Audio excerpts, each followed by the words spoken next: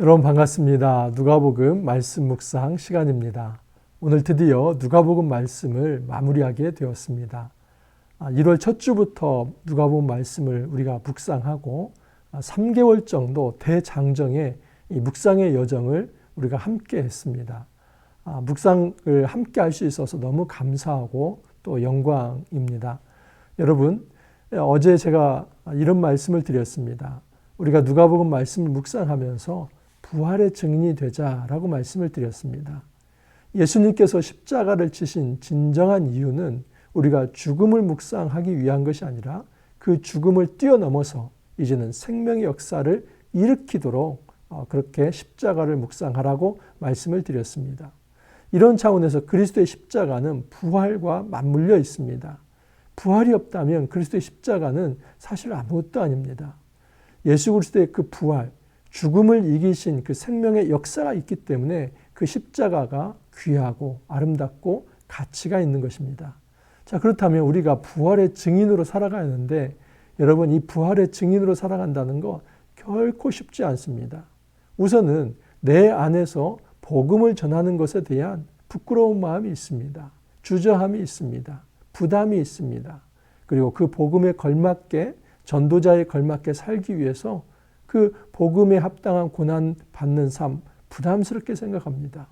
그래서 이 부활의 증인이 된다는 거 결코 쉬운 일이 아닙니다. 자, 그렇다면 어떻게 이 어렵고 힘든 이 부활의 증인이 되는 사역을 너무나 쉽고 재미있게 감당할 수 있을까? 성령의 임재가 아니면 불가능합니다. 성령의 충만이 아니면 불가능합니다. 그래서 저는 이 성령 충만한 부활의 증인으로서의 삶이 무엇인지 오늘 말씀을 통해서 한번 깊게 살펴보려고 합니다. 오늘 말씀 누가복음 24장 36절에서 53절입니다. 앞부분을 좀 같이 한번 읽어드립니다. 이 말을 할 때 예수께서 친히 그들 가운데 서서 이르시되 너희에게 평강이 있을지어다 하시니 그들이 놀라고 무서워하여 그 보는 것을 영으로 생각하는지라. 예수께서 이르시되 어찌하여 마음에 의심이 일어나느냐. 여러분, 예수님께서 직접 제자들에게 나타나십니다. 그것은 부활의 몸을 보여주시기 위해서입니다. 제자들에게 맡기실 사명은 이제는 너희는 세상 끝까지 가서 나의 증인이 되라는 겁니다.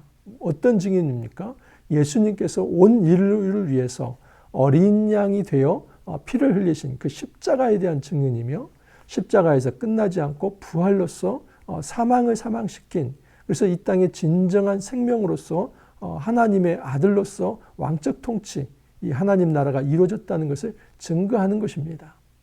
여러분, 그것이 되려고 한다면 가장 기본 전제는 무엇이냐면 부활의 예수님을 만나야만 합니다. 부활의 예수님을 체험하지 않는다면 그 부활의 예수님을 증거할 수 없습니다. 그래서 예수님께서는 제자들에게 직접 부활의 몸을 보여주십니다. 그러나 제자들은 감히 이것을 생각하지 못했습니다. 예수님께서 살아 생전에 내가 고난을 받을 것이지만 사흘 만에 다시 일어나리라, 부활하리라 분명히 말씀하셨습니다. 그것을 말씀하셨고 또 실제로 이 일이 이루어졌지만은 정작 예수님께서 부활하셨을 때는 믿기지 않는 것입니다. 아니, 그들의 영적인 상상력의 한계입니다. 도저히 이전에 상상하지 못했던 것, 생각하지 못했던 것이 현실이 되자 그것을 받아들이지 못하고 두려워하고 있습니다. 여러분, 저는 이 두려움 감정이 결코 그렇게 부정적으로만 생각이 되지 않습니다. 왜냐하면 하나님을 만날 때 첫 번째 감정은 그 신비감에 반응하는 두려움이기 때문입니다.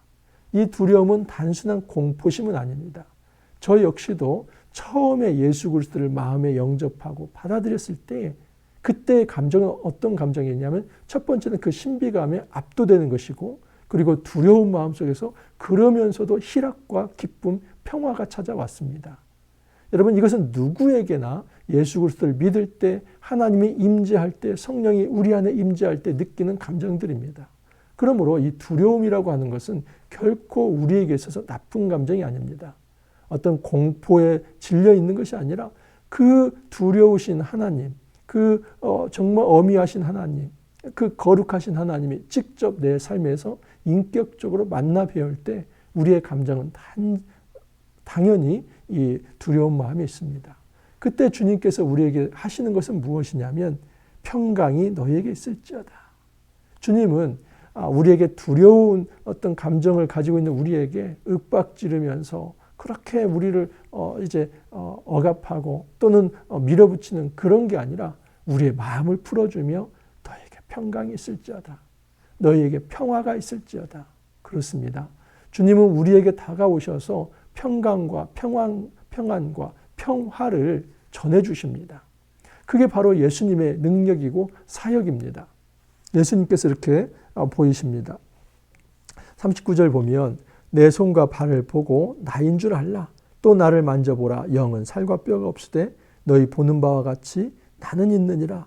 이 말씀을 하시고 손과 발을 보이시나 그들이 너무 기쁨으로 아직도 믿지 못하고 놀랍게 여길 때 이르시되 여기 무슨 먹을 것이 있느냐 하시니 이에 구운 생선 한 토막을 드리니 받으사 그 앞에서 잡수시더라. 제자들이 너무 두려워하고 있습니다. 그래서 예수님께서 직접 자신의 부활체의 몸을 만져보라고 합니다. 내가 지금 영이 아니라 단순한 영이 아니라 살아있는 이 부활체로서 너희 앞에 있다라고 얘기를 합니다. 그리고 구운 생선 한 토막을 받아 드셨다고 합니다. 여러분 이것은 예수님께서 승천하기 이전입니다. 승천 이후에 예수님의 부활체는 우리가 상상할 수가 없습니다. 제가 그것은 성경에 더 이상 기록되어지 않기 때문에 저는 상상할 수 없습니다. 하지만 중요한 사실은 적어도 이 승천 이전의 이 모습이 승천 이후에 그대로 되는 것은 아닙니다. 더 영화로운 모습, 더 완전한 부활체라고 저는 생각을 하고 그것이 어떤 모습인지는 알 수는 없습니다. 하지만 한 가지 힌트는 무엇이냐면 승천 이전의 예수님의 몸은 결코 시간과 공간의 제약을 받지 않는다 하는 것입니다. 오늘 말씀과 병행 본문이 있는데 요한복음 말씀입니다. 요한복음 20장 19절에 이런 말씀이 있습니다. 이날 곧 안식 후 첫날 저녁 때에 제자들이 유대인들을 두려워하여 모인 곳에 문들을 닫았더니 예수께서 오사 가운데 서서 이르시되 너희에게 평강이 있을지어다. 여러분 이게 병행 본문인데 제자들이 유대인들이 두려워가지고 문들을 닫아놓고 그렇게 모여서 숨죽이면서 있었다는 것입니다. 그런데 문을 열어줬다는 어떤 기사가 없습니다. 그런데 예수님께서는 제자들 가운데 서 있다고 합니다. 여러분 더 이상 공간이 예수님의 몸을 막지 못합니다. 또한 어제 본문에도 마찬가지지만 엠마오로 내려가는 제자 있지 않습니까? 그들이 정말 이게 예수님을 우리가 만났구나 하면서 이 가슴이 뜨거워지는데 갑자기 예수님이 사라지고 없습니다. 오늘도 마찬가지입니다. 예수님께서 와 계십니다. 이 제자들이 이제 문을 닫아놓고 자기들끼리만 있는데 문을 열어준 적이 없는데 그곳에 와 계십니다. 분명한 사실은 예수님의 몸의 부활은 다시 썩어질 육체가 아니라 완전한 부활체, 시간과 공간의 제약이 없는 그런 한계를 뛰어넘는 부활체, 그리고 승천이 되면 더 완전한 모습으로 계실 것입니다. 감히 예수 그리스도가 승천 이후에 어떤 모습으로 계시는지 저는 상상할 수 없고 상상이 안 되기 때문에 그것을 이렇다 말할 수도 없습니다. 그리고 성경은 거기에 대해서 더 이상 얘기하지 않습니다. 중요한 사실은 예수님께서는 승천 이후에 예수 그리스도의 영인 성령을 우리에게 보여주신다는 겁니다. 그리고 보내주십니다. 여러분, 그러므로 우리가 마음에 예수님을 영접한다고 할 때는 예수님의 육체가 우리 안에 들어오는 것이 아니라 주님께서 보내신 그 성령을 받아들이는 것입니다. 그래서 예수님께서 이제 부활하신 후에 제자들에게 나타났을 때 제자들이 두려워하지 뭐라고 합니까?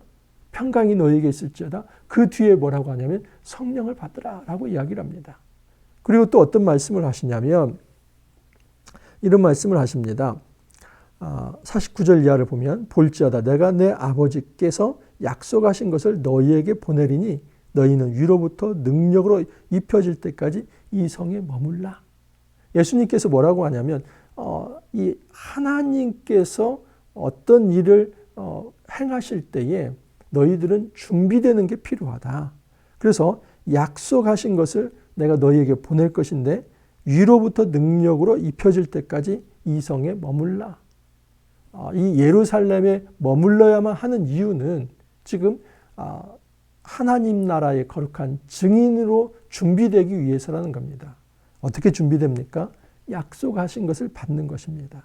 능력으로 입혀지는 것입니다. 이게 바로 성령의 임재와 성령의 충만함을 받는 시간입니다. 사도행전 1장 4절 5절에 보면 이런 말씀이 있습니다. 같은 병행 문문인데 여러분 사도행전과 누가복음의 저자가 한 저자 누가라는 거 아시죠? 그래서 사실은 이 누가복음과 사도행전은 하나의 책입니다.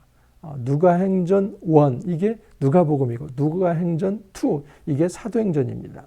자, 그러면 지금 사도행전 1장은 누가복음 24장과 오버랩되는 것입니다. 이게 24장 이후의 사건이라기보다는 24장에 예수님께서 만나시고 또 이제 제자들을 떠나서 승천하신 이 부분이 사도행전 1장에도 오버랩되면서 이제는 그 승천 이후에 제자들이 어떻게 성령 충만해서 예수 그리스도의 부활의 증인이 되어서 땅끝까지 이르러서 복음을 전하는가 이 모습을 보여주시는 것이 사도행전입니다. 자, 1장 4절 5절을 보면 사도와 함께 모이사 그들에게 분부하여 이르시되 예루살렘을 떠나지 말고 내게서 들은 바 아버지께서 약속하신 것을 기다리라. 자, 그런데 무엇입니까? 5절을 보면 요한은 물로 세례를 베풀었으나 너희는 몇 날이 못되어 성령으로 세례를 받으리라 하셨느니라. 이 약속하신 것은 바로 성령을 받는 것입니다. 그리고 8절에도 이런 사명을 주십니다. 오직 성령이 너희에게 임하시면 너희가 권능을 받고 예루살렘과 온 유대와 사마리아와 땅끝까지 이르러 내 증인이 되리라 하시니라. 사명은 무엇이냐면 증인이 되는 겁니다. 누구의 증인입니까? 예수의 증인. 그 예수의 증인은 뭐냐면 십자가와 부활에 대한 증인입니다. 예수 그리스도께서 이 땅에 하나님께서 준비하신 지혜이며 그 비밀이며 그것은 예수님께서 어린 양으로서 그 어린 양의 피로 이 땅에 구속이 이루어지고 예수님은 죽음에서 끝나지 않고 부활로서 모든 사단 권세, 악의 권세를 이기시고 이 땅에 생명을 가져오신다는 것. 이 증인 사역이 바로 이제 부활의 증인 예수 그리스도의 제자로서의 사역입니다. 그 증인으로서 살아갈 때 중요한 것은 성령을 받아야만 합니다. 여러분, 예수님께서는 부활 승천하셨습니다. 그때 보내신 것이 성령인데 그리스도의 영, 이 성령을 받을 때 우리가 예수님이 내 안에 거하신다고 말씀할 수 있는 겁니다. 왜냐하면 성령 자체가 그리스도의 영이기 때문입니다. 2장 4절에 이게 실제가 됩니다. 그들이 다 성령의 충만함을 받고 성령이 말하게 하심을 따라 다른 언어로 말하기를 시작하니라. 여러분, 우리가 어떤 비전을 이루기 위해서 열정적으로 사역하기 전에 먼저 준비되어야만 합니다. 준비 없이 훈련 없이 어떤 일을 하려고 하는 거 이건 순서에 맞지 않습니다. 주님은 반드시 그의 제자들을 파송하기 전에 훈련하십니다. 자, 예수님께서 44절 이제 다시 누가복음으로 돌아옵니다. 24장 44절 이하를 보면 또 이르시되 내가 너희와 함께 있을 때에 너희에게 말한 바 곧 모세의 율법과 선지자의 글과 시편의 나를 기르켜 기록된 모든 것이 이루어져야 하리라 한 말이 이것이라 하시고 이에 그들의 마음을 열어 성경을 깨닫게 하시고 또 이르시되 이같이 그리스도가 고난을 받고 제3일에 죽은 자 가운데서 살아날 것과 또 그의 이름으로 죄사함을 받게 하는 회개가 예루살렘에서 시작하여 모든 민족에게 전파될 것이 기록되었으니. 여러분, 예수님께서 제자들을 만날 때마다 하시는 일이 무엇입니까? 성경 공부입니다. 물론 당시에는 구약 성경이었죠. 그 구약 성경에 예수님에 대해서 다 예언이 되어 있다는 겁니다. 그 그리스도가 이루실 구속의 사건, 예수님의 고난과 그의 부활이 지금 구약 성경의 면면이 다 이제 그 사상들에 흐르고 있고 예수님은 그 구약의 예언을 성취하기 위해 이 땅에 오셨다는 겁니다. 여러분, 예수님께서는 이 구약을 통해서 제자들을 잘 가르치십니다. 어떻게 준비되는가? 성경 공부해야만 합니다. 왜 우리가 지금 성경 묵상을 하고 있습니까? 부활의 증인이 되기 위해서입니다. 단지 이 성경 묵상하면서 마음의 위로를 받고 어떻게 하면 좀 편하게 살아갈 수 있고 그거 아닙니다. 정말 우리가 성경 묵상을 하는 목적은 무엇이냐면 이 땅에서 죽음에 매여 있지 않고 죽음 가득한 이 땅에 생명의 사역, 그 부활의 사역, 부활의 증인 사역을 감당하기 위해서입니다. 그렇게 하려면 성경을 알아야만 합니다. 왜? 성경을 아는 목적은 성경을 통해서 예수님을 만나기 때문입니다. 제자들이 부활의 예수님을 잘 이해하는 것은 무엇이냐면 예수님께서 직접 보여주신 것도 있지만 내가 이렇게 부활한 것은 성경에 예언된 것이라는 것을 자기의 육체를 통해서 확인했기 때문에 그게 팍 들어왔던 것입니다. 마찬가지입니다. 여러분 예나 지금이나 다를 바가 하나도 없습니다. 예전에는 그 부활체신 예수님을 직접 본 것이고 우리는 성경을 통해서 믿음으로 이 부활체를 보는 것입니다. 중요한 것은 그 가운데서 성령이 역사함으로써 성경을 조명하셔서 이 성령의 조명을 통해서 이 성경의 이 부활체의 인격체가 우리 안에 살아있는 영으로 다가가고 그리고 그 영을 우리 안에 영접함으로써 거듭남으로써 하나님 백성 살아가는 겁니다. 많은 사람들이 이렇게 생각합니다. 2000년 전에는 예수님의 부활체를 보았고 그렇기 때문에 부활의 증인이 되는데 우리는 예수님을 본 적이 없는데 그 부활하신 예수님을 본 적이 없는데 어떻게 부활의 증인이 됩니까? 나는 예수님의 부활체를 본 적이 없기 때문에 예수님을 증언할 수 없습니다. 물론 여러분 저 역시도 예수님의 부활체를 제가 본 것은 없습니다. 하지만 성령을 예수님께서 보내주셨고 제 안에 성령이 계십니다. 이 땅에서 예수님을 보고 예수님을 만나는 방법은 우리가 그 부활하신 부활체인 예수님을 직접 눈으로 보는 것이 아니라 예수 그리스도께서 보내신 그 성령을 우리가 입고 성령의 임재를 통해서 거듭남을 통해서 예수 그리스도와 연합되는 것입니다. 요한복음에 이런 말씀이 있습니다. 요한복음 3장 8절 제가 한번 찾아서 한번 읽어드립니다.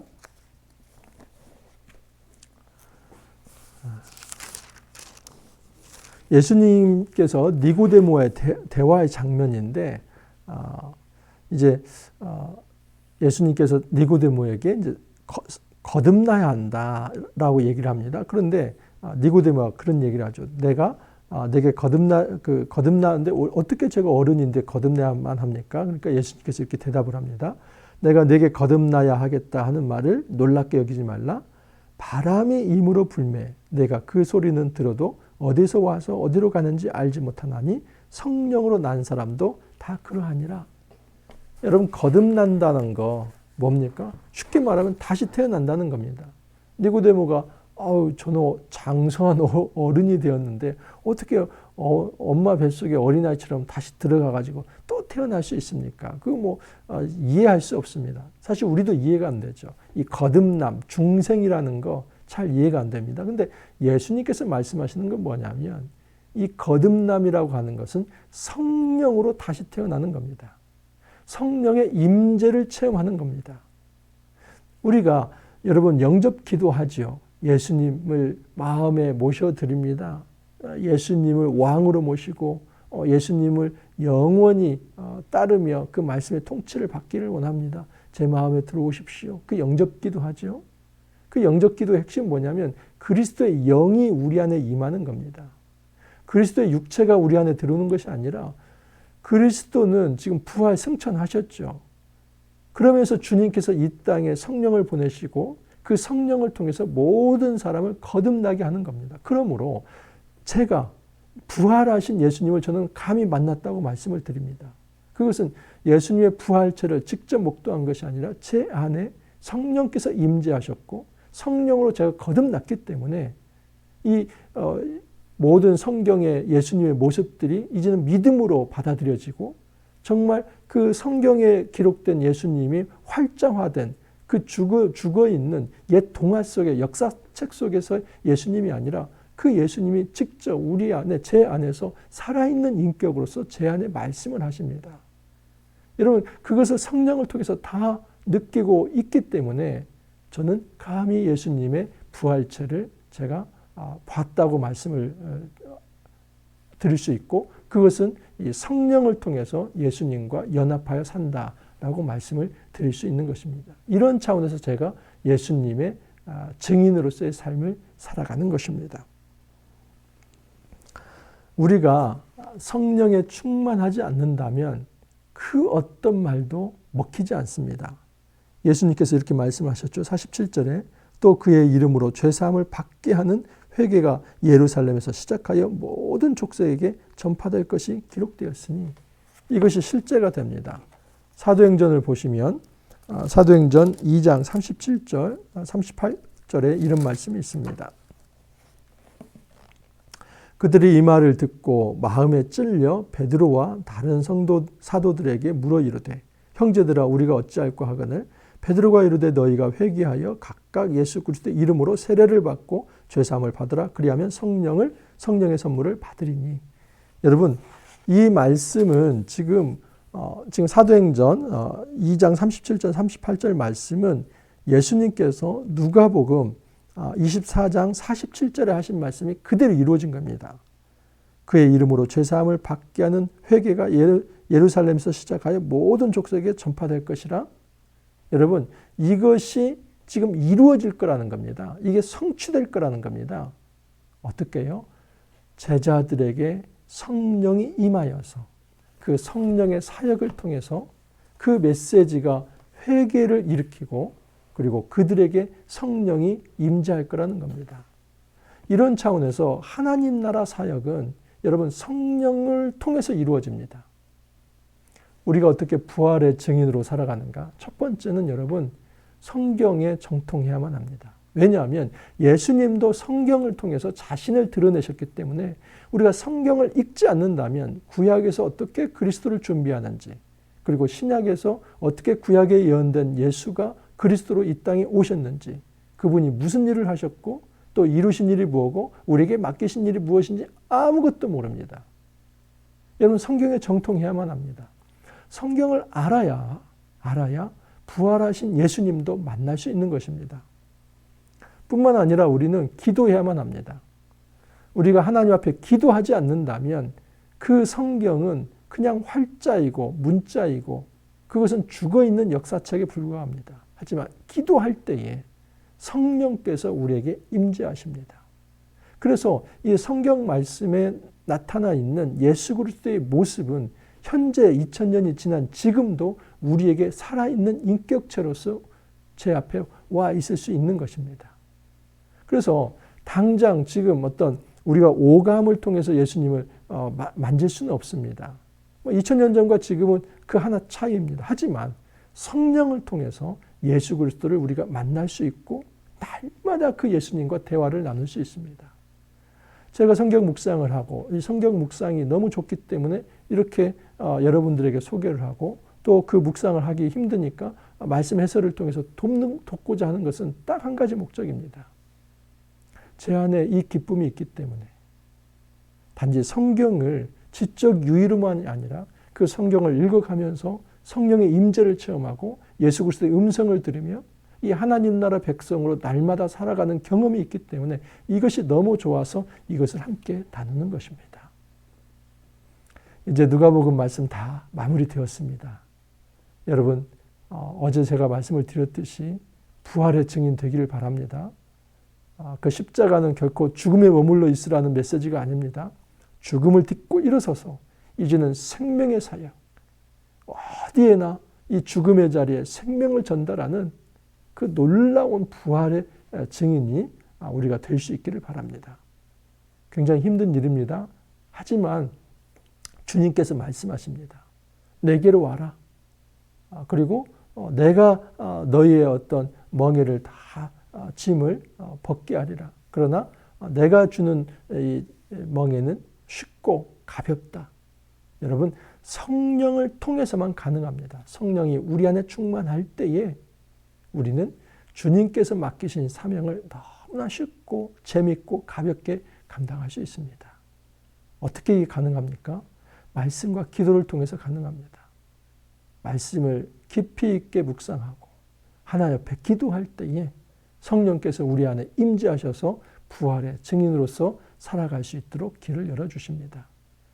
이제 누가복음 말씀은 끝나지만 이 거룩한 이 부활의 증인으로서의 사역, 말씀과 기도를 통해 성령 충만함으로 우리가 감당할 수 있기를 간절히 소망합니다. 함께 기도합니다. 주님 감사합니다. 3개월 이상 저희들 누가복음을 묵상할 수 있도록 기회를 허락하여 주셔서 감사합니다.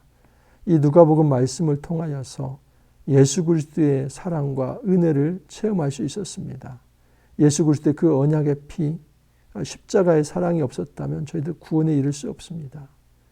또한 저희들에게 십자가의 죽음에만 머물러 있지 않게 하시고 이제는 부활을 통하여서 생명의 역사 현장에 나오게 하여 주시니 감사합니다. 주님, 저희들 부족하지만 예수 그리스도의 부활의 증인이 되기를 원합니다. 날마다 말씀과 기도를 통해 성령 충만하여서 정말 예수님의 부활의 증인이 되어 모든 죽음의 현장, 죽음의 그림자 가득한 그곳에 생명을 심는 거룩한 생명의 전도자 될 수 있도록 주님 축복하여 주옵소서. 감사하고 예수님 이름으로 기도하옵나이다. 아멘. 여러분, 누가복음 묵상하느라 너무 고생 많았습니다. 여기 끝이 아닙니다. 이제 내일부터 출애굽기 시작합니다. 출애굽기 역시 제가 묵상 해설을 돕도록 하겠습니다. 여러분, 출애굽기 묵상 여행도 함께 할 수 있기를 바랍니다. 오늘 화이팅 하시고 또 내일 출애굽기 말씀으로 다시 찾아뵙도록 하겠습니다. 감사합니다.